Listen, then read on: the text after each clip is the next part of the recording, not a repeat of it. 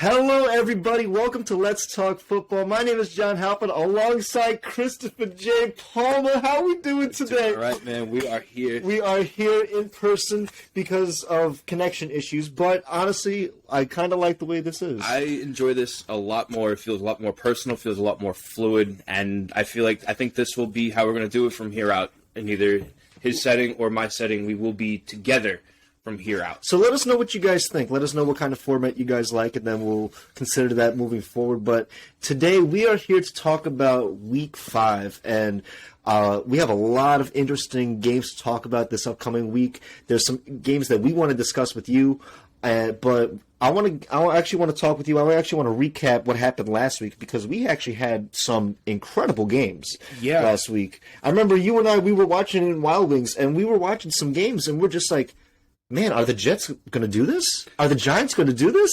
So let's get to Week 4 recap, and we're going to be discussing some games. Okay, you ready? You ready to discuss some games? Yeah, again, I have to agree with you. Last week was definitely full of a bunch of question marks.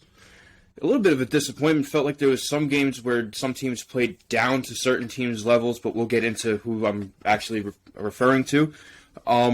But yeah, I'm ready. Let's talk some football. Let's talk some football, let's baby. Go. So we want to talk about the Jacksonville Jaguars lost to the Cincinnati Bengals 24-21 last Thursday. But how does Trevor Lawrence look to you? Does Trevor Lawrence look like an emerging quarterback, or does he still need some time to develop? That's hard because since he's really starting to become more impressive as the games are going on, they're becoming more of I wouldn't call them a contending team just yet, but they're more of a competing team than I would say Jacksonville. They've lost 19 straight games. And right. So there's no reason for us to say that they're going to win anytime soon, even with Trevor Lawrence. He is going to play well. He is a great athlete. There's no getting past that. Again, I'm still waiting for the generational superstar type thing to happen. Yeah. Everyone's saying he's going to succeed out the jump. He hasn't won a game. And I'm pretty sure every game he's thrown at least one interception. Yeah, he has. He has been throwing a lot of turnovers in the past couple of weeks. But that's more custom. For rookies. When you win games, that can be overseen as a rookie. Exactly. You aren't winning games. Exactly. You're losing games, and you're losing games impressively. Yeah. So it's becoming more of an issue with Jacksonville. But Cincy, on the other hand, they're becoming more promising as the games go out. Yeah, they're actually llooking really good, and it sucks that they're actually in our division and we have to play them twice. And you lost to them once a couple weeks back, but I want to actually move on to an upset that we saw last week, and that was actually the New York Giants upsetting the New Orleans Saints. The Giants got their dub. Yeah, have to humbly eat our words on that one. We spoke to Giants fans saying that if they were to show up winless this upcoming week, God help them. Good for y'all. Have to give my hat off to Daniel Jones for the second week in a row getting Offensive Player of the Week, throwing for 400 yards. First time he's done that since his rookie season. Impressive. So, impressive outing. Unfortunately, I still feel the franchise won't see him as their guy. This was going to be the season where the Giants probably part ways with him, I would feel. But this is going to be their sell point. Look at how good he did this season.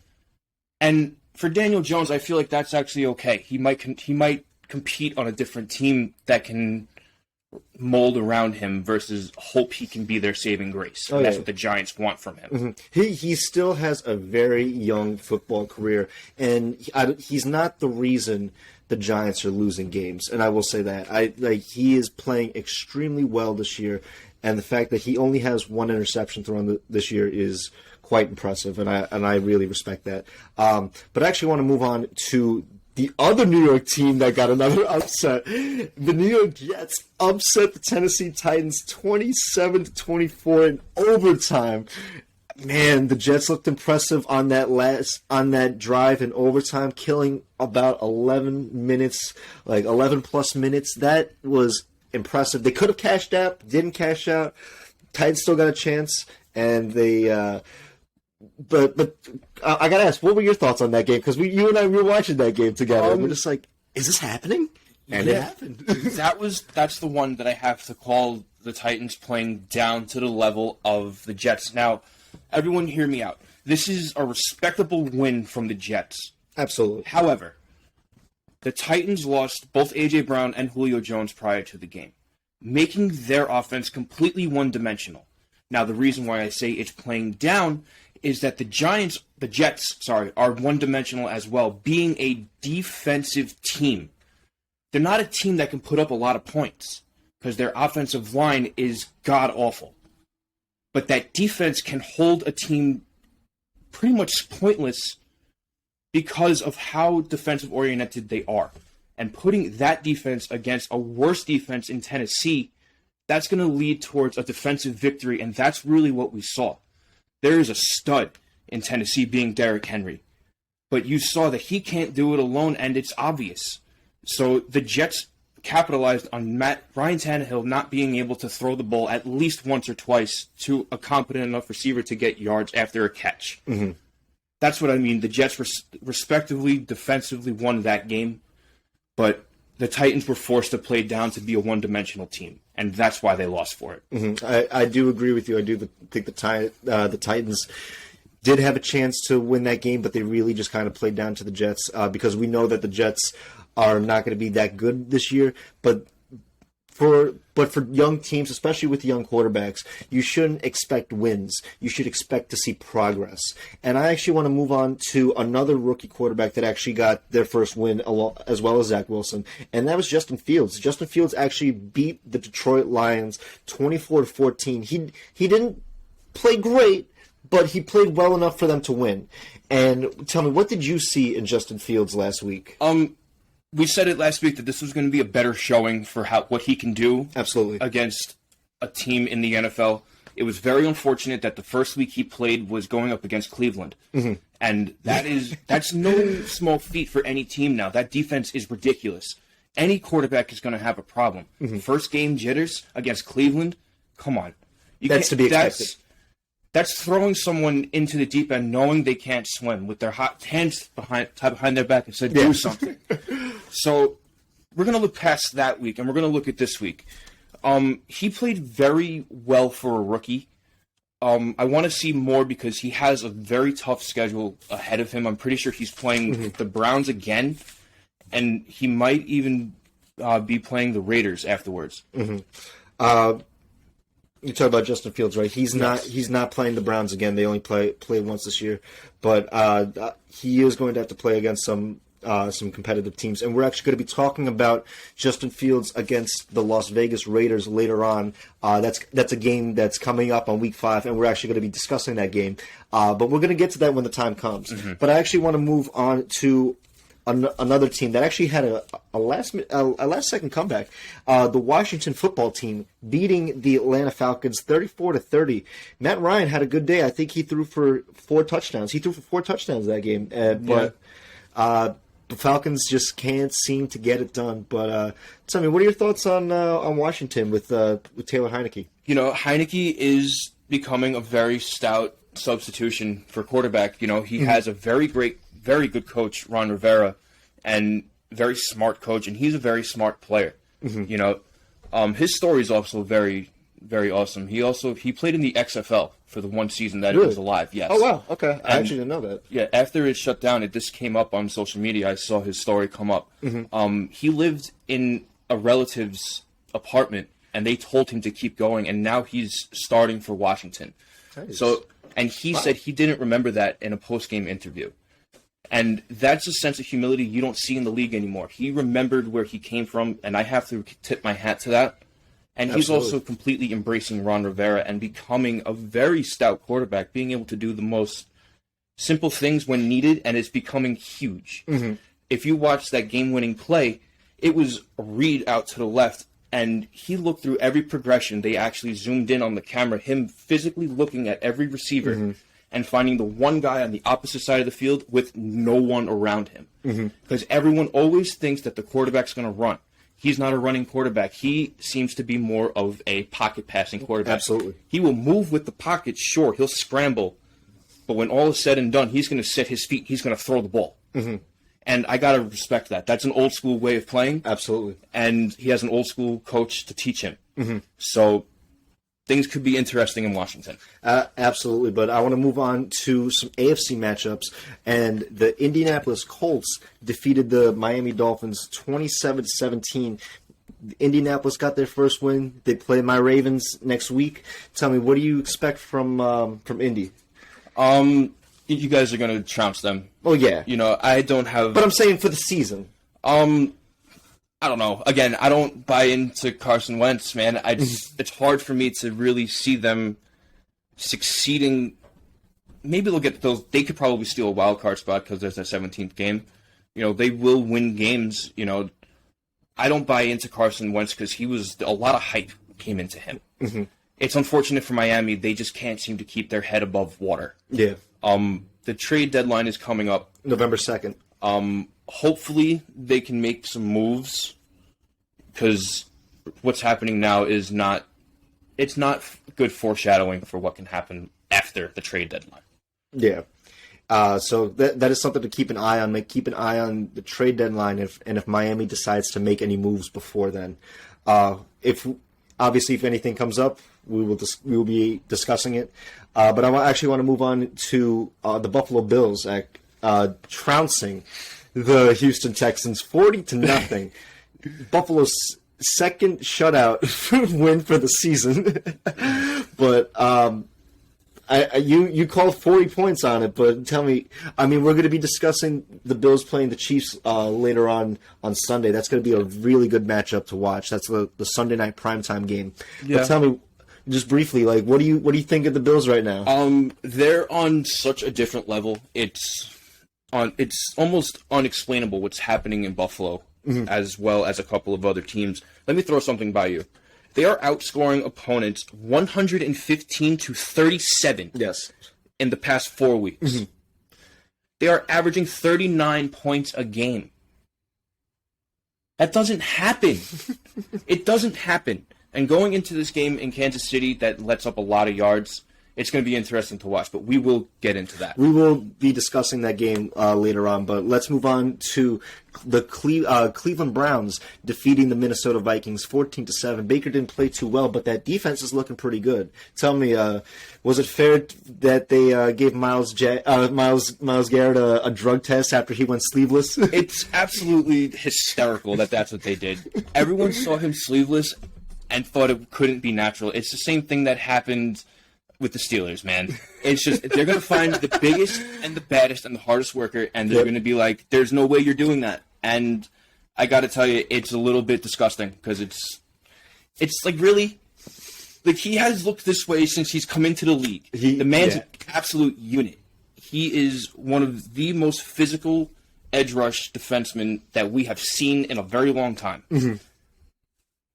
And his size is ridiculous. He is probably one of the best players to be doing it.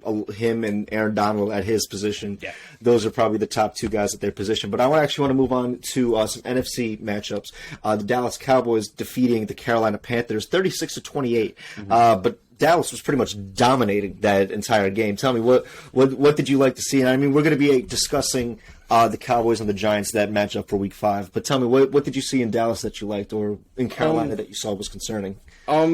When it comes to Dallas, again, they're just sticking to the undefeated streak. They just dedicate to the run, mm-hmm. take the pressure off of Dak, and, you let him rip. I think he threw under 30 times, and he had 4 touchdowns. Yeah. That's very low risk, very high reward throws, especially when I believe he completed 23 for 29 or something like that with mm-hmm. 4 touchdowns.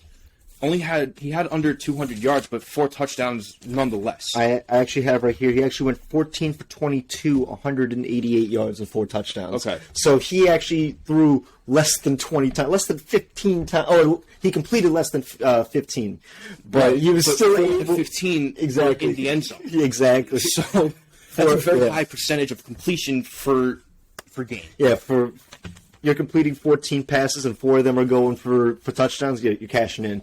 But no, Dallas is one of those teams that they are looking really good. That defense also got to Sam Darnold about 5 times in that game. Oof.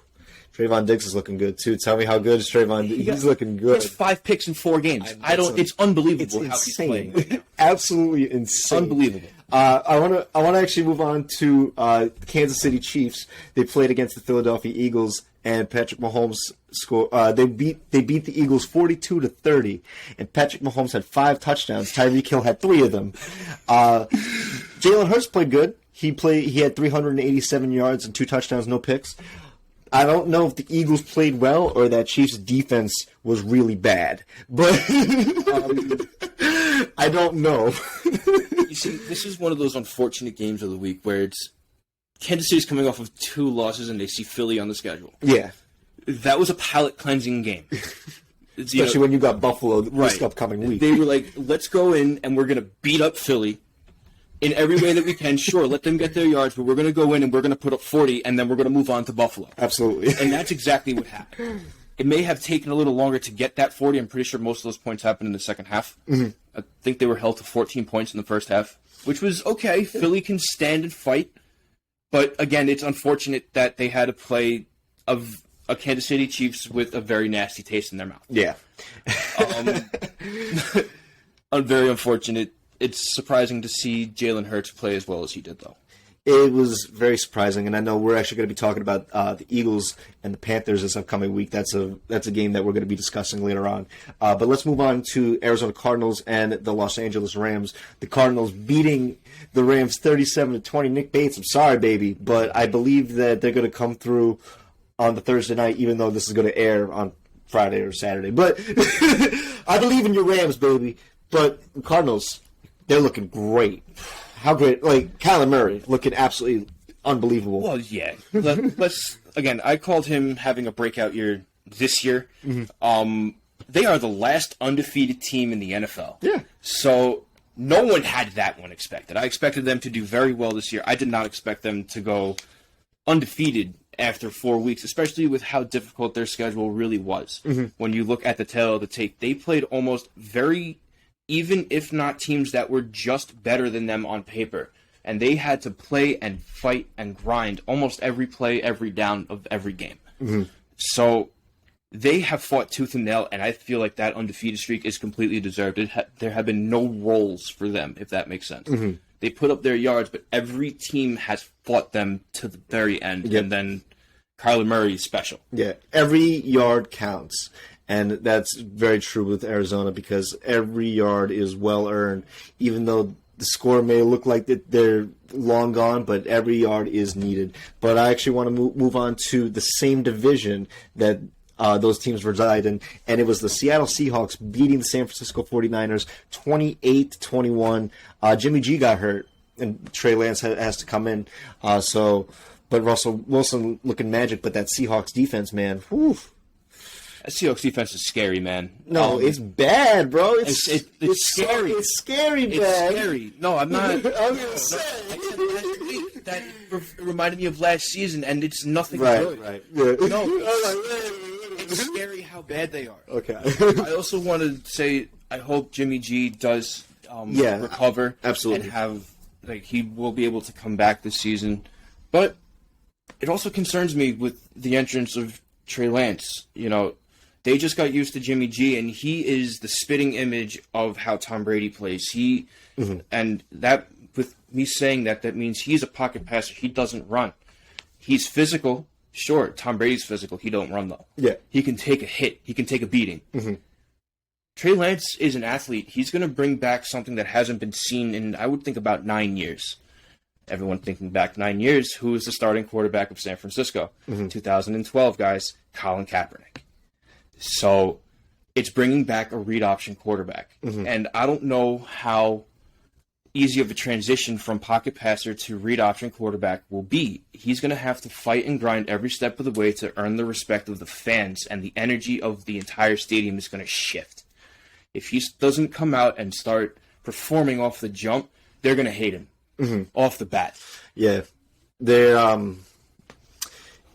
San Francisco is one of those fan bases that they demand excellence because of the high standard that they set for themselves, being that they are a very, very prestigious franchise in the NFL. But with that being said, obviously there's a lot of rookie quarterbacks in this league, and they take time to develop and to get good. You see all the rookies right now, they're not doing so well. I mean, granted, some of them are not on perfect teams. Some of them are, were drafted into chaos. But Trey Lance is in one of those positions where he's in a very stable environment. Mm-hmm. And I think so long as much as Kyle Shanahan is willing to put his trust into Trey Lance, that will be as far as he can go in his NFL career. He'll be able to go as far as Kyle Shanahan will guide him to where he can be. I can agree with that. So there'll be something to look out going forward. As of right now, Kyle Shanahan said Jimmy G he might be playing on Sunday against the Cardinals, but I would expect Trey Lance to start that game. I wouldn't expect Jimmy G to start that game. No. But with that being said, let's move on to actually your Pittsburgh Steelers against the Green Bay Packers. And I'm sorry, my son. I'm sorry. We got to bring it there. Yeah, I know. But it's okay. But Green Bay won 27-17. Aaron Rodgers looking magical as always. But Ben not looking good as all. I mean, granted, we've talked ad nauseum about Ben and the Steelers, but tell me, I just want to ask you, Aaron Rodgers, that wink, is it possible next year he's with Mike Tomlin in Pittsburgh? Well, interestingly enough, I read an article today. They were smooching each other. I sent you an article today. It was via CBS Sports. Mm-hmm. He answered all the hype, and he's teasing that's where he wants the trade to go. He's blowing smooches. He's really teasing the fact that that's where he wants to go next year. Bring it on. If that's what it takes, if it takes bringing in Aaron Rodgers to replace Ben, sure, it's throwing a Band-Aid on something that really needs help. But again, this is not the year to draft a quarterback. It was unfortunately last year. So they're probably looking at all of the drafting board when it comes to the quarterbacks. They're watching the college ball. They don't see more than maybe one or two quarterbacks that can maybe make a difference, and they're still going to need time. There's no shining light. On the flip side of that, the year after this, college is going to be insane at quarterback again. Okay. It usually fluctuates year by year mm-hmm. when it comes to how strong the draft is in what class. Mm-hmm. This year's a very defensive strong. It's going to be the defense and skill guys. Okay. I believe Randy Moss's son is a senior this year at LSU. He's a tight end. Mm-hmm. And I believe he's throwing his name in the draft this year. Okay. So he's going to be a name in the draft to watch where he goes if he does wind up actually electing for the draft. Mm-hmm. Okay, and we'll talk about more in the draft when the offseason, when the time comes. But I think it's a very interesting thought experiment to see if Aaron Rodgers goes to Pittsburgh next year. That would be pretty interesting. It's just something to think about. It's just things to think about. Just things to think about. But let's move on. I want to just briefly talk about my Ravens just beating the Denver Broncos, 23-7. Lamar over 300 yards, looking good. Hollywood looking shmoney.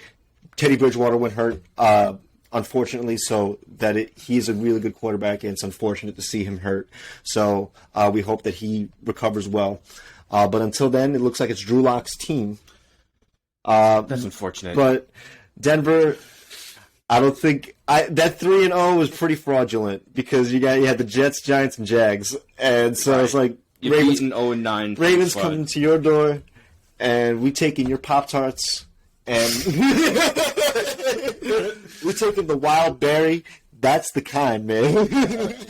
He's talking about Pop-Tarts. We ain't talking about unfrosted Pop-Tarts. But let's move on. Let's move on to someone who does not like frosted Pop-Tarts, and that's Tom Brady. And he actually beat his former team, the New England Patriots, 19-17. Brady didn't play too well, but again, he played well enough to win. But it was more of an emotional game rather than a really competitive one. It was one of those games where you could have just watched the fourth quarter and you would have got the whole semblance of the game. It was 7-6 up until the fourth quarter, and then it lit up. But with that being said, Brady and the Bucks, are they back on track? Yeah, I would think so. Brady, Bill. Which is it's literally just him playing well enough, chewing enough clock to where they can't score over them. Yeah. So he got the ball back with I think about 6 minutes left when they were down, and that's when everyone basically knew like this game is over. Yeah, it's over. Bill isn't getting the ball back. I'm sure Bill knew it too because he did that to the entire league for 19 years, and he saw it happen. I'm pretty sure they took the moment to commemorate the record that Tom Brady broke for pass yards. Yeah, he has the most all-time passing yards, surpassing Drew Brees. Drew Brees said it last year. Brady passed it this year because they were pretty much neck and neck when it comes to not only all-time passing yards but all-time touchdowns as well. Right. So, but that is a record that they acknowledged at the game.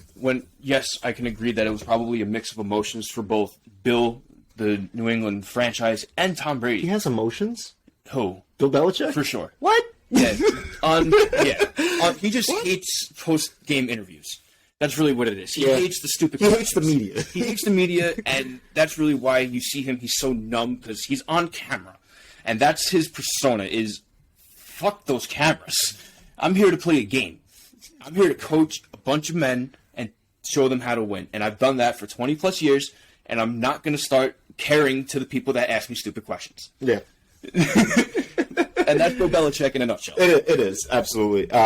But Brady is one of those quarterbacks now to beat all 32 teams. I believe him and Peyton Manning are one of the few quarterbacks to accomplish that. But let's move on to the last game of the week, and that was the Monday night game. The Los Angeles Chargers defeating the Las Vegas Raiders 28-14. Justin Herbert looking good. Tell me, Chargers, man, should everyone be fearing them? You see, this is one of those teams that I have to say is something is happening there that people really almost can't explain. And when I look at them play, it's literally they're getting better every game. They are improving in every flaw they have, every game, in and out. Mm-hmm. The first week, their flaw was their offensive line. Week 2, their offensive line was magnificent. Mm-hmm. But their run game was short. Week 3, Austin Eckler went off. Yeah, and he had an insane game. Mm-hmm. But Justin Herbert threw a couple of questionable throws, made a couple of late passes. He played like a rookie, which really sophomore because it's his second year. But he played like he a made rookie, rookie mistakes like a rookie as a sophomore. That's what I see what you're saying. This game, he lit the freaking roof. Mm-hmm. So they are literally watching film. You can see it. They're studying it, and they're getting better, and they're coming out the next week, and they're plugging up the holes they need. Mm-hmm. You don't find that adaptive of a team to happen week by week. We're watching a Super Bowl team form throughout the season, I feel. Mm-hmm. There's going to be things that they put together that we didn't even know were holes. I think this is something that we've talked about, that the Chargers are going to make the playoffs this year. They're probably going to they could get the division. Although I think the Chiefs might get the division because they're still Kansas City. They're still going to win a lot of games. Right. But with that being said, I think the Chargers are going to get into the playoffs, and they're going to be one of those teams to really – no one's going to want to play them because they're going to be a very impressive team, and they're improving on defense, especially from last year to this year. Their improvement on defense is immense. That's how they won that game against the Raiders, was through that defense, and – it was really nice. Obviously, Joey Bosa, he's an animal. He's an animal. He's been a sleeping cell in the league for a very long time. He's been in and out of everyone's talk, but because the Chargers haven't been as relevant. Exactly. But now that they're becoming more relevant, mm-hmm. he is going to make more waves than most people really understand. He's going to be up in the conversation with T.J. Watt by next season. You watch. And T.J. Watt is the highest paid defenseman right now. Yep. So, Joey Bosa is coming. Joey Bosa is here. And so, with that being said, that was week 4, and those were some incredible games, and we hope that you enjoyed them as well. But let's move on to some week 5 games. Are you ready to let's talk some football, baby? Yeah, man. Let's bring up this week. Okay, so I want to actually talk about the first game that we want to talk about, and that's the Cowboys and the Giants. I'll tee you off, man. With the Giants' win last week, do you think that they have a chance to upset the Cowboys, even though their Cowboys are looking pretty good? I don't know, man. The Cowboys can almost move the ball at will. I said it before in the recap. I'll say it again. When this formula that they found, no one can beat it. And as good as the Giants played, they're still a disheveled team. Mm-hmm. They're still in shambles. Their circus is still running in New York. I don't think that any type of anomaly was made when it comes to the Dallas Cowboys. However, on the flip side of that coin, I almost feel like this week was an anomaly for the Giants. Winning against the Saints? Yeah. Okay. I feel like that was an anomaly. I don't feel like they're going to upset two teams in 2 weeks. They might. Divisional games are tough because anything could happen divisional games. You and I would say this all the time. Like, anything could happen divisional games. So it's... I think it's going to be a very close game. I believe the spread right now is, I think the Giants are a 7-point underdog, if I'm not mistaken. But with that being said, I think this is going to be a lot closer of a game than people think. Daniel Jones, as good as Dak is playing, and Dak is playing efficiently. He's playing clean. He's not turning the ball over. He's making sure that each throw counts and each completion counts. Mm-hmm. And he's finding the man, but he's not the one leading the charge. It's the willingness to run with Zeke and Pollard, and that's really what's making the difference. Because last week they had Zeke and Pollard combined for 30 attempts for 210 yards. That's like that's a lot. That's like Browns Ravens rushing numbers, right? That's like some really. And I believe at this point in time, the Dallas is actually the second best rushing team in the league, just underneath the Browns, if I'm not mistaken. And again, I called both of them teams having ridiculous run games. Mm-hmm. So, the one issue that I do see with Dallas, though, is their open field tackling. Yeah. This is something you and I discussed. I'd like to discuss that again. Is professional teams having issues with open field tackling is really going to be the detriment of this season. You watch these teams; they're going in and they're trying to hit you with your shoulder and hoping that you fall, or they're wrapping, but they're not actually bringing you to the ground. Mm-hmm. So that could form issues because the Giants are tough. They don't want to go down. Saquon Barkley's a truck runner. Daniel Jones is tough. Sterling Shepard's tough. They're all tough in New York. They fight. They find their own ways to lose. Mm-hmm. They do, which is very unfortunate. This is going to be an interesting one to watch, but again, I don't see them upsetting two teams in 2 weeks. I think it will be a lot closer of a game because they could have won against Washington. They could have won against Atlanta. These are easily winnable games, but it just seems that they just can't really find ways to win. But one thing that I did like in last week when they played against the Saints is Daniel Jones is really establishing good chemistry with his wide receivers. Mm-hmm. Kenny Galladay and Kadarius Toney, those were some quality receptions, willing to look for them in that defense and establish that throw and catch, and it's good chemistry, and I believe that's going to be a key to their success going forward in the season. I do agree with that. Mm-hmm. My only concern is his ability. Daniel Jones is his ability to cash out. Yeah, he has 4 touchdowns this season. Yeah, very good for him. Mm-hmm. Dak Prescott threw that last game. Yeah. So what concerns me is the probability of a shootout, and will Daniel Jones shoot himself? If he can get the yards and match the yards, he can show it. He can throw for a bunch of yards, but no tubs. But you got to throw it where you get points. If you're throwing in the middle of the field, killing your own clock, you're going to lose against Dallas, and it's not going to be a pretty loss. They're going to come in, and if they come in playing the way they've been playing, Dak Prescott's going to throw for 4 touchdowns, and the run game is going to run for another 2, and you have to answer for that. Mm-hmm. And I don't know that y'all can. Yeah, it's going to be a really tough and physical game. But do you have any final thoughts on that game before we move on to the next? Because I actually want to move on to the Philadelphia Eagles, if not. But I do want to say, keep an eye on this division. Even though it's a very weak division, it's going to be very physical. And each team is going to be scrapping for wins, and just like we were talking about last week. No, you took those words right out of my mouth, man. Is with this division, it may seem like every team isn't playing well, but they're playing hard. They're playing hard. They are. So it only takes a ripple to cause a wave. So the tougher they get, the better the division gets. Yep. They're going to start feeding off each other just like the AFC North did. So they may turn into a sleeping cell in the league. It's very possible. So that's something to watch out for as a whole with the division. Mm-hmm. But we can move on. Let's move on to the Eagles and Panthers. Mm-hmm. Now, I think I asked you this earlier. Did the Eagles play well against the Chiefs, or did the Chiefs' defense was that just that bad? Do you think the Eagles? I mean, Jalen Hurts played very well. He had 387 yards, 2 touchdowns, no picks. It was very, very good. Mm-hmm. But again, which side of the coin is that? Again, yeah, that's open to the eye of the beholder. You know, if you're on the Chiefs side, you could say, "Listen, our defense is shit, and we give up a bunch of yards," and that's literally what happened. I said it in the recap that it was literally a palate cleansing game for Kansas City. Mm-hmm. They were going to allow you guys to get your points. Do what you got to do. You threw for 2 touchdowns. You ran for 47 yards. You played good. It was one of those, like, you played well, buddy. And then they come in, and they're just going to put your foot to your throat and say, game over. And that's what they did. Yeah. May he rest in peace. They hit you with Kobe Bryant. You played great. And now he's going to come out, and some greatness is going to happen, and everyone's going to stand there with their jaws open and wonder what the hell happened. Because they had nothing.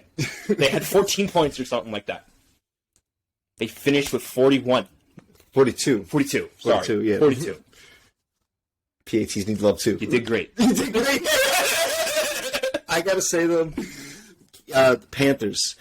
It's the Eagles and the Panthers going into this week. Eagles played... Let's give them the benefit of the doubt. Let's say they played well. Well and fought well against the Chiefs. Because I think they fought well against the Chiefs. But the Panthers, they had an incredible defense going into Dallas. Dallas just turned them right on their heads. Yeah. You think this is a game for the Panthers to get back on track? Possibly, because, again, you see more issues than good in the Eagles. It was just, when you look at it unbiased, you can see a lot more issues in that Eagles defense. Oh, yeah. Oh, absolutely. So you see a lot of issues with reading screens. Again, they have issues reading screens. Mm-hmm. Their blitzes are lazy. They have no red zone defense. Tackling. They can't recognize a reverse. They get bit heavy on reverses. Mm-hmm. And Carolina is very good at picking up at what you guys do wrong when they go into each week. So they could throw some reverses. Mm-hmm. You know, when it comes to the Panthers, man, DJ Moore is special. Yes, DJ Moore, the wide receiver, is very special. One thing I did like from the Panthers in the previous game is that... Against the Cowboys? Yeah. Okay. They seem to pick up a lot of steam in the fourth quarter. Mm-hmm. You know, one thing that concerns me with them is being able to do a complete game. Mm-hmm. You know, they've either shown that they can come out with a head of steam in the fourth, or they can pick up a head of steam come in with a head of steam in the first, and flip and have another head of steam in the fourth. Right, I get you. Needed. Yeah. But I want to see that head of steam contained throughout the entire game. Mm-hmm. Know how to get up and know how to stay up. I feel like this could be the game where they prove that they can do it. I think this is going to be one of those games where it's going to be a very physical game, because that Panthers defense is ferocious. And even though Dallas played better and played extremely well against them, I just think that it's still going to be a very physical matchup, because Matt Rule, he knows he's a good coach. I like the way he coaches. I don't know about Philly's coach, Nick Sirianni. Because I don't know what the Eagles' identity at offense, or not even at offense, just as a team, because on defense, they have a couple good players in their front seven. And it's like, okay, they're good, but you still see some holes. The secondary, they got rid of their best cornerback last year, Darius Slay. Like, he's now, I think, part of the Lions now. He's a Lion now, I believe. Yeah. So, is he still a Lion? He was a Lion. He's a Lion. He may still be a part of the Eagles. I don't know. But regardless, but you still see the holes in there. Malcolm Jenkins is gone. That's another person I was thinking of. He is gone. He's no longer that backbone of that defense, because he was a long-time safety for Philadelphia. He was a Saint and then went to the Eagles, and now he's back at the Saints. But you still see the holes on Philly, and I think it'll be close because the way to really beat Philly last week against the Cowboys, what'd they do? They ran the ball really well against Philly. But the Panthers, without Christian McCaffrey, can't really run the ball. And because last week against Dallas, their leading rusher was Chuba Hubbard. I love that name. Chuba. Great name. Chuba Hubbard. Great name. I love that name. He only had 57 yards. Yeah. And so I think if they're going to attack Philly, they can't rely on a run game. They're going to need to be throwing the ball. And can Sam Darnold, to build off what you said before, can Sam Darnold play a full 60-minute game where you don't have to go for big plays every time, but you just got to go for the right plays at the right times, whatever the defense is giving you within that given situation. So I want to see Sam Darnold play a full 60 game against Philly, because if Philly is hanging around until the fourth quarter or so, I wouldn't put it past Jalen Hurts to come away with the win. But if Carolina can get some separation from Philly, then I think that'll be a decisive win. But if Philly's hanging around, watch out. When it comes to Philly, I said it earlier that they were one of those teams where you look at it and they're just bad. Like, on paper, they look bad, but they stand and they fight. They're one of those teams that you could literally punch in the mouth and you think that they're out, and they're just like, hey, we're going to punch you right back. And you're going to be like, why the fuck did that hurt?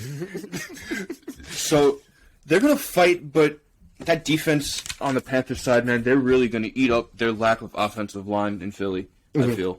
Yeah. You know, I agree with that. I think that Panthers defense is going to get right back on track. The one question I do have, though, for the Panthers, and if they don't have an answer for it, it could turn into a show. Who do they have on Zach Ertz this week? Shaq Thompson? Maybe? You know, he has to go on. They also have a second tight end as well. I can't think of his name. Dallas Goedert. Thank you. Yeah. Dallas Goedert.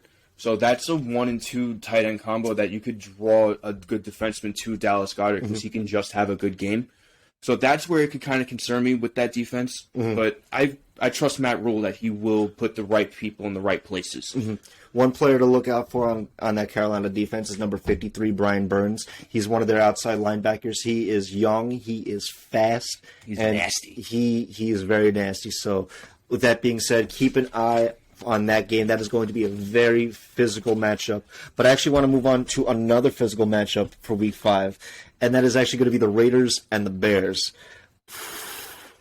Well, I'll start you off, Chris Paul. I said it before that he's going to have to learn how to play against tougher teams than Detroit.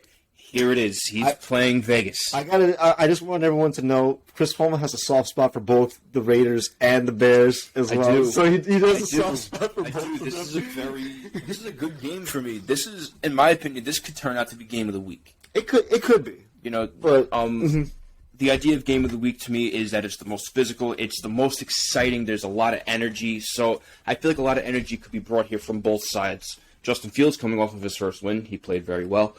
But they're playing the Detroit Lions last week. The Las Vegas Raiders are not that defense. Their defense is awesome. It's very unorthodox, but it's physical. It's a lot better than what it was last year. I'm not sure if I still buy into it because of the longevity of the season, but but obviously, but going into this game, they're still a very good defense. They're a lot better than what the Bears played last week. Yes. And it's going to be a lot tougher to play, especially with Carl Nassib coming off of the end. Yes. Carl Nassib, I'm going to give him a shout-out. He is a sleeper cell defensive end in the league. He's very good. He is going to be menacing throughout the entirety of his career, barring an injury.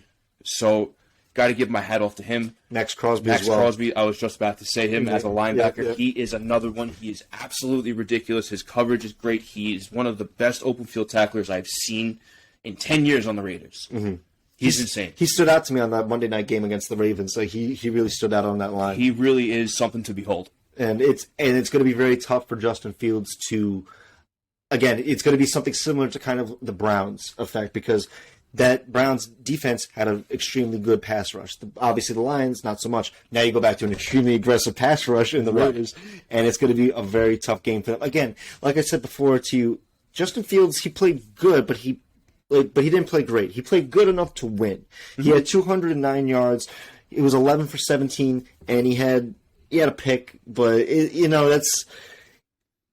he played well enough. Right. But they won it because of David Montgomery, their running back. Mm-hmm. They were able to, he had 23 rushing attempts, 106 yards, and 2 touchdowns. So that seems to be the formula. And we've discussed this before, that there is a formula to winning in the NFL where you have a quarterback that does not turn the ball over. He's very efficient in the passing game when he needs to be. You have a solid run game, running the ball, and you have a very strong defense behind you. And there's a formula to winning like that, and it seems that the Bears are going to stick with that formula for Justin Fields going forward. Yeah, I agree with that. I looked at that interception. It was a really good defensive play on the Raiders side. I believe it was actually Carl Nassib who got it. He jumped and he tipped it, and the ball ducked about 12 yards. It was up for anybody. It wasn't even his fault. You can't even blame him for that. The one thing that was kind of concerning is, again, he didn't cash out. Yeah. Again, David Montgomery and Damian Williams kind of took over. Yeah. It's awesome to see Damian Williams still coming in and playing well. It is. So it is actually. I'm going to give a shout out to Damian Williams. The one thing I did happen to see with that defense, and I think it just becomes on the sheer side where they aren't there very often. Their red zone defense is kind of questionable. The Raiders? No, the Bears. The Bears. The Bears defense. Okay. They're still menacing in the open field. Mm-hmm. But you got to remember, that's where they play most of their games. Yeah. They are so menacing that you don't really get to the red zone often when you play them. When they get there, it's questionable because they let up touchdowns and they don't let up field goals. They seem to fall apart between the 25 and the 28-yard line, going back towards the end zone. So that's something to watch. But Jalen Hurts, man, pretty impressive first quarter. He went 4 for 4 with 93 yards. Jalen Hurts or Justin Fields? Justin Fields. Justin Fields. Okay. I was going to say. Sorry. Yeah, Justin Fields. He went 4 for 4 with 93 yards in the first quarter. Mm-hmm. Impressive. That's an impressive first quarter. That's very impressive. So, if you can give more of that with a touchdown or two throughout the game, I'm not saying go perfect, but if you can have a 90% quarter, every other quarter, you give me 4 for 4, you give me 3 for 7, you give me 5 for 5, and then you give me something else. You have a great game, a bunch of yards, and maybe 2 or 3 touchdowns, and you are a competent quarterback. So that is a more promising first quarter than I've seen in a lot of young quarterbacks. Efficiency is very well for young quarterbacks. Take a look at, obviously, some of the rookie quarterbacks in this year alone. Mac Jones, he's a very efficient quarterback as well. Justin Fields. If you can continue that trend and just complete your passes, minimize the turnovers, you'll have a great recipe for success. But with that being said, I do want to give another shout out to Derwin James. I'm so sorry. I'm confusing my notes real quick. I'm looking ahead real quick, but I do want to say though about the Raiders. It seems Derek Carr, you know what he likes. You know the weapons that he's going to. He's going to Darren Waller. He's going to go for Ruggs for the deep shot. Hunter Renfrow. Between those three, I think if the Bears double up on Darren Waller and you just kind of take away the deep shot with Ruggs and really just make the Raiders a one-dimensional team, I think that's the best recipe for success for the Bears. Even though they're not so much a coverage defense, they're more of a blitzing defense. But I still think that, again, this is another one of those games where it's a very physical matchup.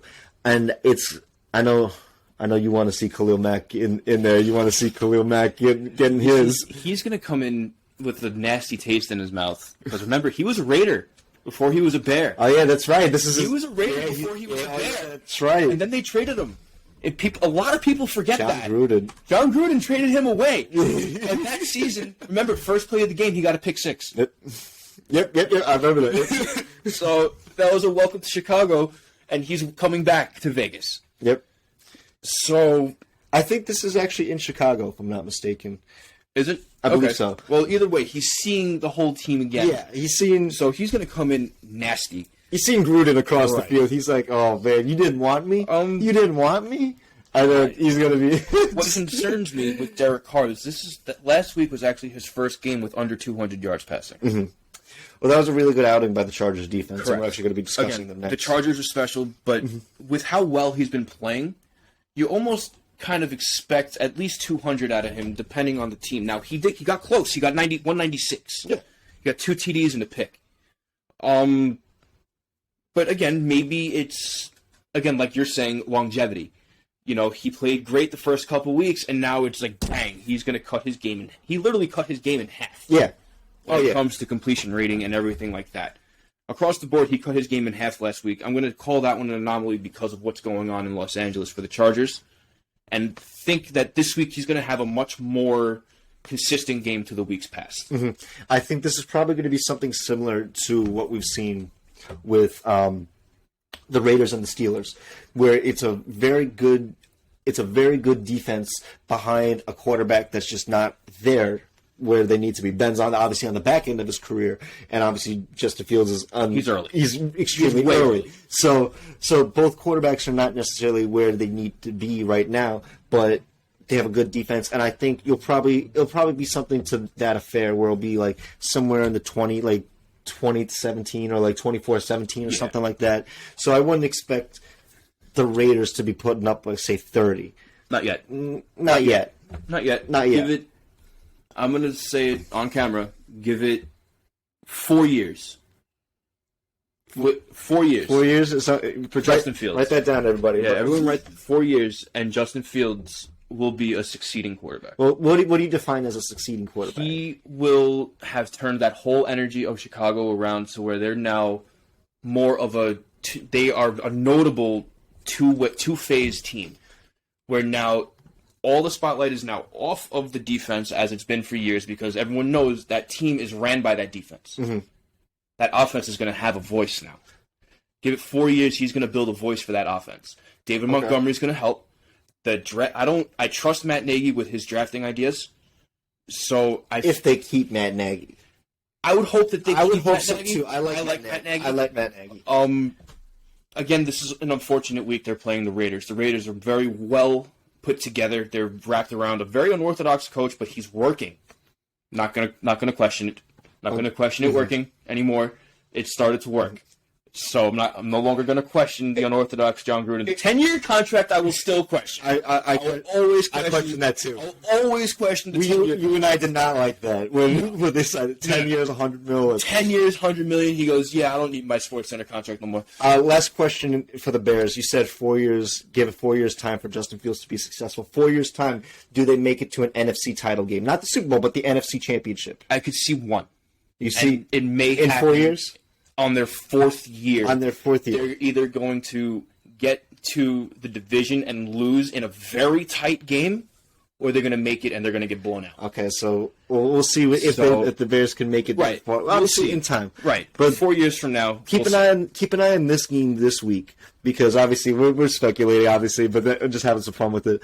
But keep an eye on this game this week because it's going to be an interesting game, a very physical matchup. But I want to move on to another game of ours that we got to keep an eye on for both teams, and that is the Browns and the Chargers.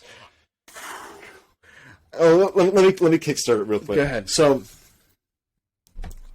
man, these Browns, man, they just can't get back in their place. They're winning, and it's like as a Ravens and a Steelers fan, it's just like you hate to see them win. But I think this is as much as we don't like to see them win, it is nice to see competition from them. It is really nice to see that. That being said, their defense is really good. Baker did not play well last week, but that's fine because they have maximized the formula. They have an incredible defense, an incredible run game, and a good quarterback that is efficient. He's efficient enough, but it's that they really dialed up that run game. Obviously, with Nick Chubb and Kareem Hunt, they're just absolutely bruisers when it comes to that. But man, on the flip side, the Chargers defense, it's forming, it's solidifying, and I like especially what you saw against the Raiders last week on Monday. Shout out to Derwin James. I know I messed up before, but shout out to Derwin James. It's great to see him back on the field. He's their number 33, their safety, their strong safety. He is very, very excellent at his position. And if you're watching this game, keep an eye out for number 33 on the defense. Obviously, Joey Bosa, another one to keep an eye out. But you see the Chargers forming right before your eyes, and I like what I'm seeing. But obviously, man, Justin Herbert's special. And I think if anyone is going to really attack that defense and is not afraid to attack that Browns defense, it's Justin Herbert. Because even though you know the pass rush is coming, but he's still throwing the ball. Even though Austin Eckler, he had 15 rushing attempts, 117 yards, and a touchdown, he had an incredible game against the Raiders. But man, that team is clicking, and they're not afraid to go against that defense. And I like the Chargers in this game going into this. And obviously, being that, we're Ravens Steelers fans, we need the Browns to lose. We obviously need the Browns to lose, but when you look at it, again, with an unbiased view, this is a playoff game. This is a playoff game. This is absolutely. You look at the tail of the tape, Baker, I know you don't really buy into Baker, as I don't buy into Carson Wentz like that. Baker Mayfield has gotten consistently better since coming into the league. He's gotten consistently better, and he is really the energy. He is the energy of that team. Mm-hmm. That energy is very high. Absolutely. Last week, unfortunately, their pass rush was held at bay. Mm-hmm. That's more or less why the game was so close. Kareem Hunt got the only touchdown for Cleveland. Yeah. Only rushing touchdown for Cleveland. Mm-hmm. So, I think that was the only touchdown because they didn't. Oh score. yeah, no, it was the only touchdown because they didn't field goals. Yeah, and a 2-point conversion. Right. Well. So they had an unconventional way of scoring their 14. But yeah, it was Kareem Hunt essentially. Right, it was Kareem Hunt. But that is a testament to how good Cleveland's run blocking is. Yes. I'm going to backtrack to what I said week one, that offensive line means everything. Yes. Look at the offensive line of Cleveland. Their offensive line moves as one solid piece, and they are becoming one of the more menacing offensive lines for defenses that we all know to be very stout. Mm-hmm. As for the Chargers, man, they're magic. They're special. They're making magic happen in the toughest stretch of their schedule. Mm-hmm. They have you next week. Yes. So I'll be honest, that was one of those games where I looked at the schedule because, we all play that game looking at the schedule like win-loss, win-loss, win-loss. That was one of those games I was like, honestly, if the Chargers are what I think they're going to be, loss. But with that being said, obviously, we might discuss that game next week right. for next week's episode. But with that being said, against the Browns this week, Austin Eckler needs to get past that defensive line. Yes. And that's going to be no small feat for that offensive line in LA. Mm-hmm. Their offensive line has needed work in week one, but they have improved. Mm-hmm. Did they improve enough to stop Myles Garrett? And that's the big question. That's the big question. If Myles Garrett has a day, this is going to be one of the uglier games from the Chargers. Yeah. They're still going to stand and fight. There is something amazing happening. They're going to make this game very close, very competitive. But if Myles Garrett has a day, they will not win. Yeah. I absolutely agree with that. As good as Justin Herbert is, if the defense is just as a unit is that much better, and Myles Garrett leading that forefront, it's going to be a very tough game for any offense, regardless of who it was. And remember, they played against the Chiefs, and they had a chance to win that game against the Chiefs, and they fought hard, for week one especially. First game of the season, and they fought hard against good competition. And if they show up like they showed up in week one against Kansas City, mm-hmm. it might be a trouncing on the other side. Maybe, depending on the Baker Mayfield that comes out. I still have I like Baker. Again, he's gotten consistently better. I still have issues with, people always call it the maturity level. It's not even that. It's how he can roll off a loss. Mm-hmm. He's emotional with the game. He loves to win. He hates to lose. Mm-hmm. Lamar's the same way. Right. I wouldn't necessarily call him a sore loser. It's just he gets in his head a lot, and he takes the losses very personal. So he may be looking at this past week where he didn't throw a touchdown. Mm-hmm. He threw just over 50%. He may try to look past it, but it's going to be tough for him. And going into this game, if he goes in all mentally whacked, it may be lights out for Cleveland this week.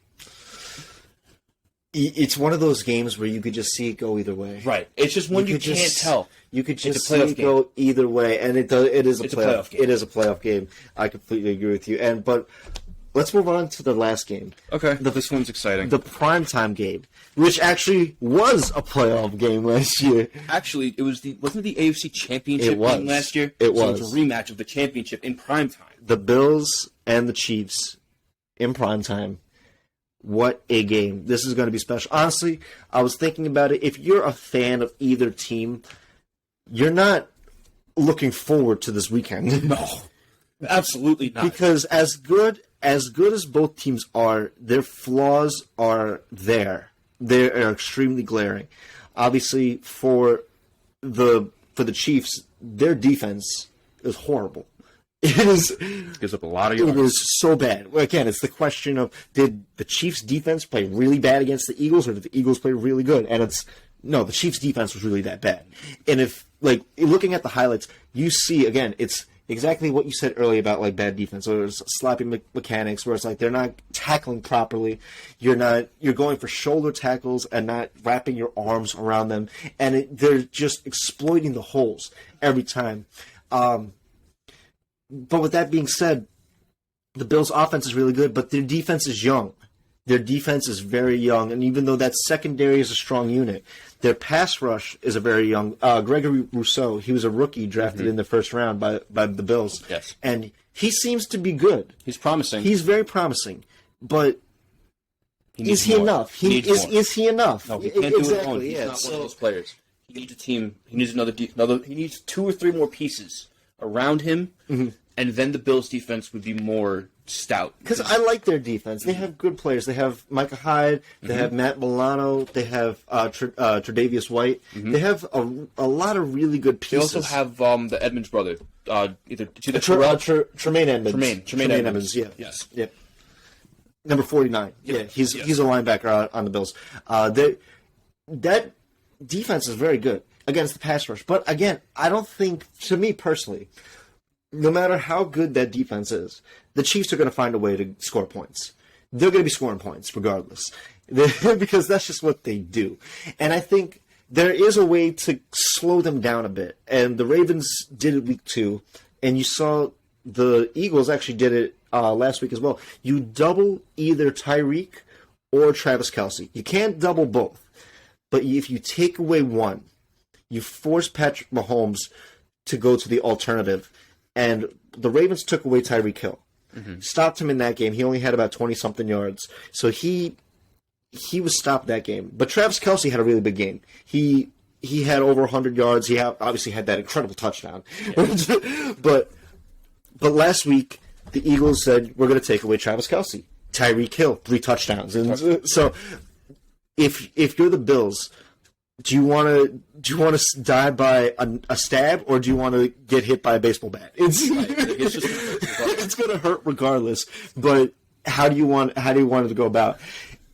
But that Chiefs defense is so bad. It's really, really bad. And there's a lot of good players on that defense, but they just can't seem to get it done. No. The one thing that I see out of Kansas City of what they could actually do to succeed over the Bills, like you said, that secondary is pretty stout in Buffalo. Yeah. It's that defensive line that really can't get after it. Yeah. Clyde Edwards-Helaire needs to have a big night. Yes. The running back for Kansas City. He needs to have a big night. I kind of see this one being the highest scored game of the season so far. Yes. This might be the game of the week, honestly. It could be, yes. It could actually. I kind of left this one out because this could be a candidate for game of the year. It could. But we'll see. We'll see how the game manifests. Both of these teams are coming in scoring over 35 points a game. The Bills score 39. I'm pretty sure the Chiefs are at 37-something. So this is going to be a shootout from the jump. they're going to look at each other, and it's going to be two alpha quarterbacks coming in and trying to show their arms off. I say arms for lack of a better term.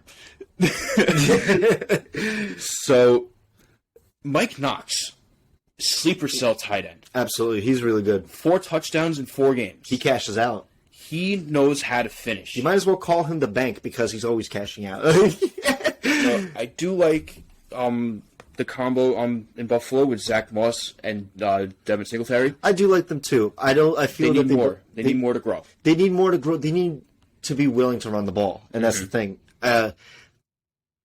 Devin Singletary against your Steelers, he actually had a pretty good yards per clip. I think he was averaging about 5 yards per clip, but he only had minimal attempts that game. And I felt that in that game in particular, if they ran the ball more, they would have been able to be of a more productive offense and move the chains down the field. I think again, looking back at that game, sorry to cut you off, that is 2 alpha quarterbacks showing up at each other and beating their chest. I mean, alpha anymore. I know he's alpha anymore. It's obvious, but he still has the mind. He does. He does. Yeah. So he's going to come in and say, "I can do it," even though unfortunately, it's just not working anymore, and it's now running a dead horse. Yeah, but that's another conversation. But getting back to the Bills and the Chiefs, this is one of those games where, again, I could definitely see a shootout, and because the Chiefs can just score at will, and I think the Bills will be able to take advantage of that Chiefs defense. It's not good, but if they run the ball, that's where they will be able to take possession of the game. Time of possession, make Mahomes a spectator, get him off the field. That's how you defeat some of the better quarterbacks, is you run the ball, take time of possession, and the best way to stop Patrick Mahomes from scoring is to make sure he doesn't see the field. But again, on the flip side, that's the same thing for Josh Allen. Exactly. So both defenses are going to they have to stand and hold so those 2 studs can come in and do their thing. You have to keep them off the field. More so, the team's defense are going to have to stay on the field longer. Mm-hmm. They have to keep in their mind, I need to keep this guy fresh to answer the points that's coming from the other side, because they're coming. Yeah. The points are coming. You can't stop either quarterback. Right. You can only slow them down. It's going to be a minimum 30, 60-point game, and that's 30 points apiece. I can see that. It's going to be minimum 60 points. That's what I'm talking about when it comes to combined score. You add the 2 scores up at the end of the game. It's going to be close to an 80 to 100-point game. I don't know about that. I don't know about 100 points. Listen, you get 49-49. Yeah, but I don't think it's going to get that high. I mean, who knows? If it does, you never know. If it does, we're in for an incredible game. That's what I'm saying. This is possibly going to be one of the highest scoring games of the season. Watch, because we're saying this. It's going to be the most offensive game. It's going to be like 3-0. It's going to be 10-7 at the end of the game. Yeah, it's going to be 10-7 just because we're saying it. But that's the thing about football. Is like you could. There's the game before the game, right? And then there's the game itself. There's the game you play, and then there's the game within the game. It's just. But one thing that I've actually come to realize about football is when it comes to the game will manifest itself, and that's the way it always is. Like we can predict as much as we can. The numbers don't lie. We've given you plenty of numbers, but the game will manifest itself. Well, yeah, that's why, again, I've been telling you this for years now. You finally caught on to it, that it's any given Sunday. It is any given Sunday. Anything can happen. It's a great movie, by the way. You'd want to watch it, Any Given Sunday. It's a football movie. Oh, okay. Is it a movie? Yeah, it's a movie. Oh, okay. It's a movie. That's the title of the movie. It's called Any Given Sunday. Who's in it? I don't remember. But again, it's literally it's anything can happen no matter who comes out. Mm-hmm. Anybody can have a bad day. Anyone can catch a bad injury. Anybody can do this. Anybody can do that. Look at the Titans and the Jets. Yeah. Any Given Sunday occurs there because they lost 2 wide receivers before this game. And they ultimately lost for it with a missed field goal. Yep. Anybody can miss a field goal any day. That loses you the game. So, got to keep that when it comes to every Sunday. Any given Sunday, it could just happen. Absolutely. And we have some incredible games to look forward to this Sunday. But Chris Palmer, do you want to actually pick some of these games? You know what? Let's make our picks. Let's keep this all one episode. And again, you guys let us know what you think. If you think doing this entire episode is okay, if you guys want to keep having the Saturday segment where we post it Saturday prior to the game, we could work that out as well. Let us know. Leave us some comments. Nick Bates, if you're listening, put some hearts down there.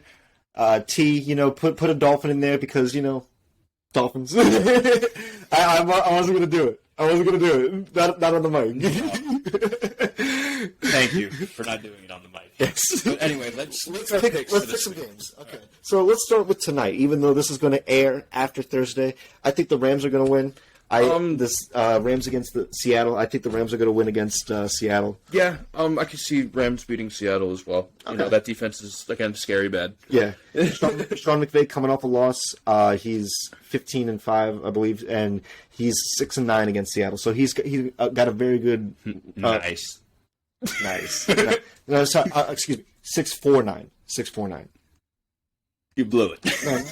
No, never mind. So I know what you meant. So let's move on. So we actually have the Denver Broncos against your Steelers. Yeah, I'm gonna go with Pittsburgh again. I'm not doing this out of only loyalty. I really feel like they can and should win this game. It's unfortunate that again Ben is going to be playing with not now only a pectoral injury but a hip injury as well. He is hurt more than one place now, and it's questionable why they're still keeping him in. Like, now you got to worry about this man's physical well-being. If he's getting hurt every game now, because after week 1 he got hurt with a rib injury, then he had a pectoral injury week 2, then week 3 happened. I'm pretty sure he walked away limping, and now this week coming in he has a hip injury. Like, come on. But I'm going to go with Pittsburgh because I still feel like that whole undefeated streak was a facade. Mm-hmm. I am going to take your Steelers as well. I think this is one of those games where Mike Tomlin is just going to not only outcoach Vic Fangio, but being that Teddy Bridgewater was concussed and Drew Lock is more than probable starting on Sunday, I don't trust Drew Lock in the slightest. I'm taking the Steelers to get back on track and to win this game. But let's move on. We actually have, on Sunday, a game in London. So if you're up early in the morning around 9:30, you can watch the Jets and the Atlanta Falcons in London. Who you taking on that one? I think I'm going to take the Jets on that one. Okay. Honestly, I think I'm going to take the Jets on that one. I don't think that Atlanta defense can keep up with that Jets defense. Mm-hmm. Again, this is going to be a very defensive, one-dimensional game. Maybe the Jets' offensive line can wake up a little bit against a poor defensive line, and they can see like what we have to do fundamentally to keep Zach Wilson safe. Mm-hmm. So I'm going to look at the Jets pretty promptly this week. Okay. So you're taking the Jets? Yeah, I'm going to take the Jets. Okay. I'm going to take Atlanta. Only reason being is because I do still like Matt Ryan, and last week against a good defense in Washington, he was able to throw for 4 touchdowns. And I think even though the Jets' defense is a solid defense, I don't think it's better than Washington's. Mm-hmm. So I trust Matt Ryan in that offense. So I'm going to take Atlanta for that game. But let's move on to what is that? Philly? Yeah, Philly and Carolina. So I'm actually going to take Philly on this one. I think they're going to fight it this game, and I think that Carolina, they're going to play tough, but I don't think that they can run the ball effectively enough to keep Philly offense. I like Jalen Hurts. You know what? I think I could see this as an upset. Okay, I can respect that, but I don't think they can really get past that defense. That defense is so smothering. It is pretty tough. As athletic as Hurts is, I don't know. That defense is a menace. You taking Carolina? Yeah, I'm going to take Carolina. Okay. So far we're split. So we got Miami and Tampa. I'm sorry, T. I'm going with Tampa on this one. Even if Tua was healthy, I think I would still take Tampa. Even though that pass defense for the Bucs is not it. People can't throw the ball on that defense. They can't run the ball. And granted, Gaskin isn't really that good of a running back on Miami. But not that Miami can run the ball, but I don't think Jacoby Brissett's going to be throwing over 300 yards on that Bucs defense. So I'm going to take Tampa Bay on that one. Yeah, sorry, T. I'm going to have to agree with him on this one. I was with you guys last week because it was more of an even matchup. It's that love. This week, I'm sorry, it's not going to happen. Tampa's going to win, and sorry, yeah. So let's move on to, I think, another game that we can agree on. Green Bay and Cincinnati. I'm taking Green Bay. And Green Bay actually also signed Jalen Smith earlier this week, as of today or yesterday. As of today. As of today. Signed. Yeah, today on Thursday, he was signed to Green Bay. So, but with that being said, I'm going to take Green Bay. They're just clearly a better team. I think Cincinnati, they have a lot of things going right for them. Their defense is young. They're able to, have a good pass rush. Their secondary is young and fast. However, I just think Aaron Rodgers is just going to be able to exploit their youth, and he's just going to be throwing touchdowns. Yeah, again, there's no love lost for Cincy as well. Again, I won't be unbiased. They're playing well. Yeah, but there's no love lost there, of course, and there's no inclination for me to think that they're going to beat Green Bay. Fuck the Bengals. Fuck the Bengals. Fuck the Bengals. That's just how it's going to roll with that one. Is Green Bay is hopefully going to trounce them, and they're going to learn a thing or two about taking a heavy L. I want to move on to a team that should also be winning this game, and that is the Titans versus the Jags. I'm taking the Titans on this one because it's the Jags. I'm sorry, Mikey. It's still the Jags. But, I'm not even sorry. They've lost 19 games. There's no reason. Oh, yeah, that's right. They're like 1-0 and unsatisfied. They're 1-0 and they're not satisfied. Satisfied. Boom. 19 losses in a row. Are you not entertained? Are they going to go for 20?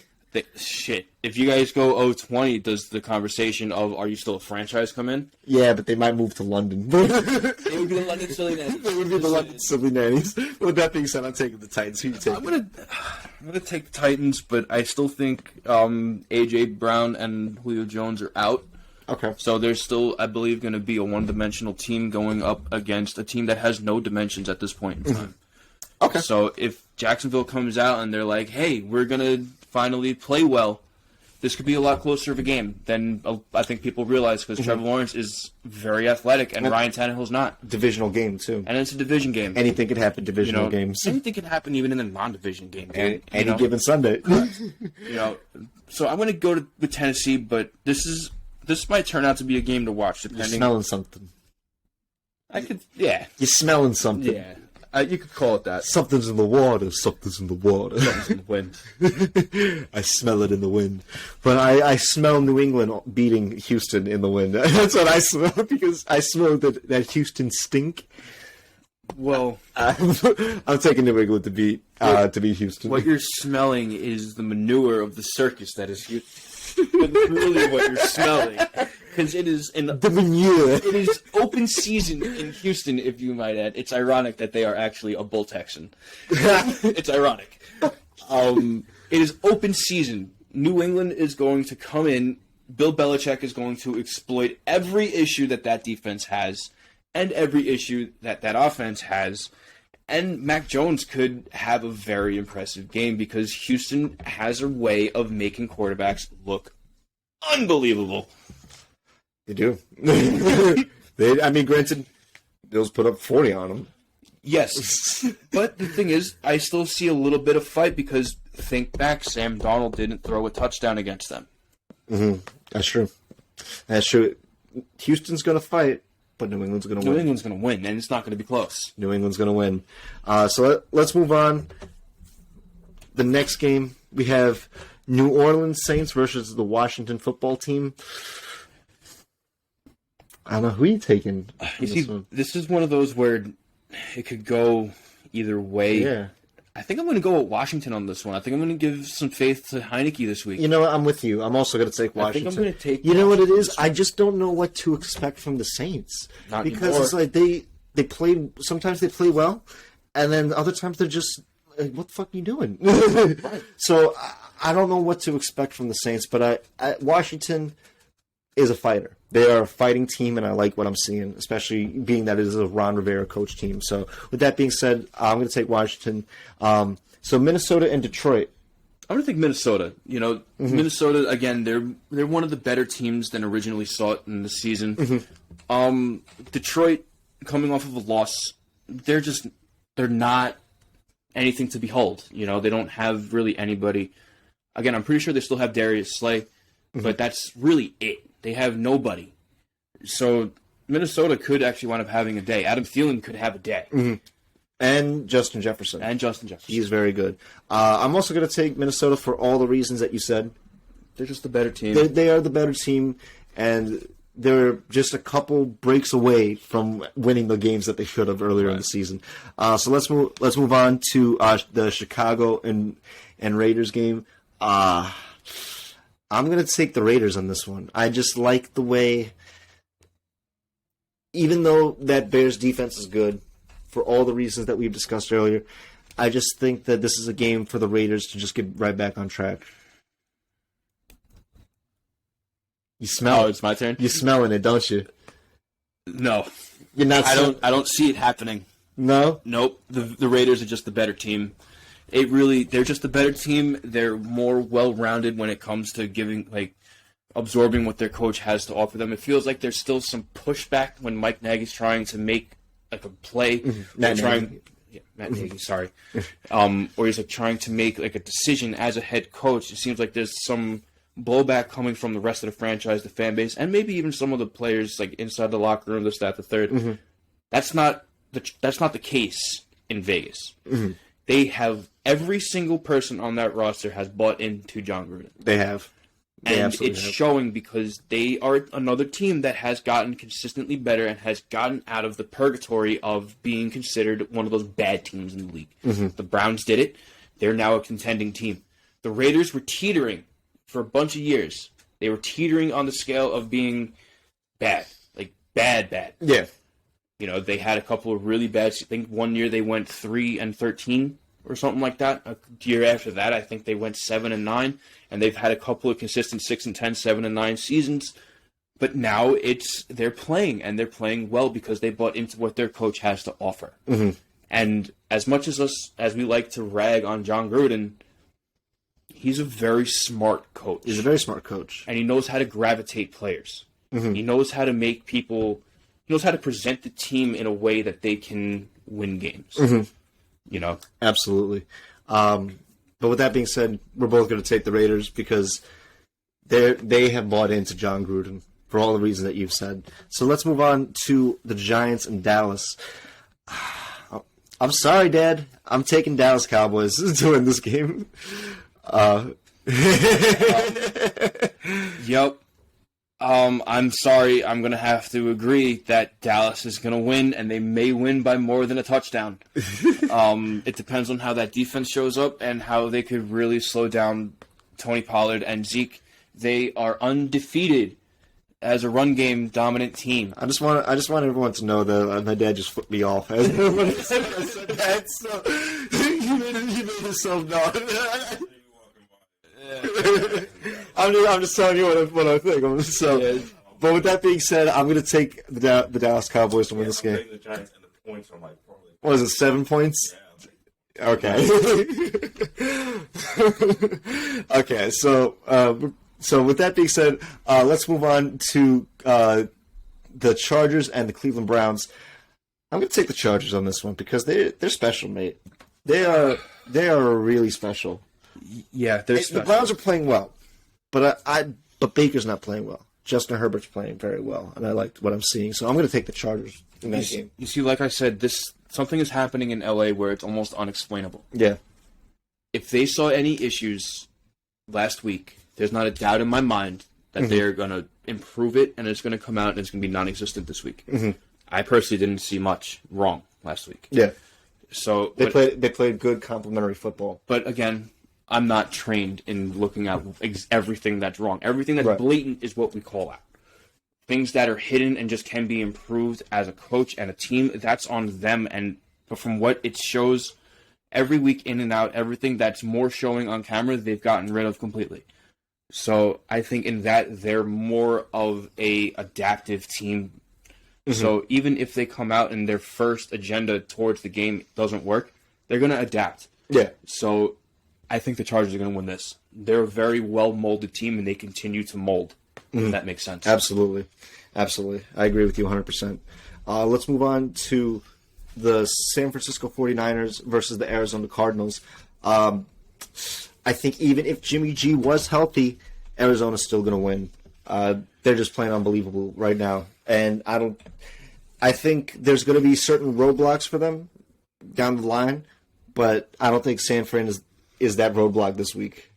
You see, I'm going to give it to Arizona only because Jimmy G isn't in. Really? Okay. You know, I feel like if Jimmy G was in, it would be less of a lock than what it was. Mm-hmm. Yes, Arizona is on fire. 5-0, you know, we've seen it when it comes to longevity. That can start to be more of a hurtful thing than be a good thing. Mm-hmm. You know, we saw it last year with the Steelers. We went 11-0, then lost 6 straight. Also, the Seahawks last year went 5-0, and then they ran into the Cardinals. You know, that was the game where DK Metcalf became the meme. Right. Unbelievable. Well, that was just because I'm going to give a shout out to DK Metcalf. He's because unbelievable. The man's pursuit, he runs like an Olympic runner. He did an Olympic sprint this summer, and he qualified 9th. Mm-hmm. He is unbelievable. He's one of the fastest men in the world. So him being in the NFL is unbelievable. But Arizona, I think, is going to win because Kyler Murray is something to behold, and now the 49ers have to put in Trey Lance, and that's going to be an interesting matchup to watch. Trey Lance versus Kyler Murray, because Trey Lance is going to see what a good coach can do to a player like me. Mm-hmm. Because they're very similar in play schemes. They are. They absolutely are. So now it's going to be a question, can Kyle Shanahan turn me into that? Yeah. So and that's something to look forward to in this game and going forward when watching Trey Lance. So let's move on to the primetime game, the Buffalo Bills versus the Kansas City Chiefs. Who are you taking on this one? I got to go with New York, man. I'm going to go with Buffalo.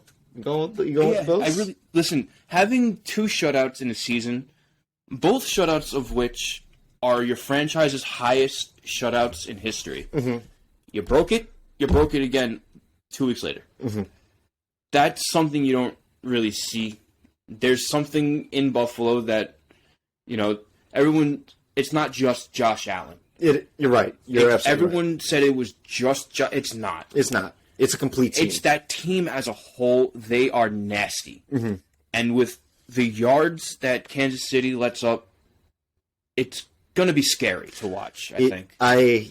So you're taking the Bills? I think that one's a lock for Buffalo, honestly. No, it's not a lock. I think that one's more of a lock than people more of a lock than people think. I'm taking the Chiefs because I trust Mahomes and I trust the Chiefs to win that game. Even though, again, for all the reasons, but like you said, they had 2 shutouts this season. But think of the quarterbacks that they played against. They played against Big Ben, who is not that good right now. They had Jacoby Brissett, who was Bills lost to the Steelers. You're right. But they shut out the Dolphins. You're right, but I'm saying that look at the quarterbacks that they played. Right, but we're talking about the shutout. I know. Hold on, let me just make my point real quick. So look at the quarterbacks that they played in totality of the season. And I'll get to the shutouts. So they played against Ben. They shut out Jacoby Brissett. Mm-hmm. They shut him out. They played against Heineke, and then they shut out Davis Mills. Yes, I understand who they shut out. So the quality of their competition has not been stellar. Even though, again, that game against the Steelers, they only lost because that block punt. That was the energy shift. That was the whole game changer right there. Otherwise, it was basically a tied game. Mm-hmm. That being said, obviously, with Tua going out that week prior, you were expected to win that game and win that game against Miami. They shut them out. And then the Washington football team, no one really... They're fighting, but they're not a competitive team against like a powerhouse like the Bills. Mm-hmm. They expected to win that game. Davis Mills... there's no not expecting them to lose. So look, the quality of their competition has been extremely low. I think this is the real test for the Bills to go up against Kansas City. And I think that they can exploit that defense on the Chiefs. And I think they will exploit that defense, but not enough to win. and I'm taking the Chiefs to win that. I can respect that, but it being the rematch of the AFC Championship, anything can happen because both teams are coming in with that energy. Oh yeah, that this isn't a regular season game. This is a rematch of the AFC Championship. This is a playoff game. This is an AFC Championship game. It is. So with that being said, you're taking the Bills? I'm going to take Buffalo. I'm taking the Chiefs on that one. So let's move on to the final game, and that is the Monday night game. My Ravens against the Indianapolis Colts. I'm taking my Ravens, and we're gonna be breaking a record for 44 consecutive games with 100 plus, at least 100 plus rushing yards. We're gonna break a record, and it's gonna be great. Lamarvelous. Who you taking? I mean, you guys are just the better team. Yeah, you know, baby, you know. With my Steelers, I'm gonna go with your Ravens. Okay, I was but again, you guys are the way better team than Indy. You guys are gonna trounce that defense. Your defense, your pass rush will get all over. Away is going to have a day. I told you about Away. He's a stud. You called him. His ceiling is damn near unreachable right now. I think also this may be the first game Rashad Bateman, our wide receiver in the first round, he may be coming back. He was injured. Oh, that's right. He may be coming back this game, if not this week, possibly the next week. But keep an eye on that as well. That should be something to watch for. But you're taking the Ravens on this one? I'm going to take the Ravens on that one, yeah. So with that being said, that is our picks for Week 5, and we are really excited for Week 5 and this entire week. So let us know down in the comments if you like this format, if you want us to do it in just one big episode, or if you want us to separate it accordingly. Let us know down below. Nick Bates, I want you to heart me. If you did not heart me, then you did not watch the video and you don't love me, and you don't love Chris Palmer. Right? Oh, no. Shut up, you. Mamma mia. Okay, with that being said, I'm John Halpin. This is Chris Palmer. Let's talk football. Let's talk football next week. How about that? Here we go. Buckle up. Let's go, boys. Okay, with that being said, don't look at me. Don't look at me.